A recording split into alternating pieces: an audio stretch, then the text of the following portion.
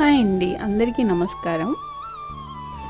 మనము చేతులతో పండించిన పసుపు అండ్ మనమే మిరపకాయలు ఆరబెట్టుకుని వాటిని మనకు కావలసిన మిరపకాయల్ని సెలెక్ట్ చేసుకుని వాటిని ఆరబెట్టుకుని వాటిని రోకలితో దంచుకుంటే వచ్చిన కారము అండ్ రాక్ సాల్ట్ వీటన్నిటిని భద్రపరచడానికి అమ్మమ్మ నానమ్మ కాలం నాటి జాడీలు ఇవన్నిటిని చూస్తుంటే మన యాన్సెస్టర్స్ అంటే మనకి ఎంతో ప్రేమను పంచిన నానమ్మ అమ్మమ్మ రోజు మనతోనే ఉన్నట్టు అనిపిస్తుంది కదండి.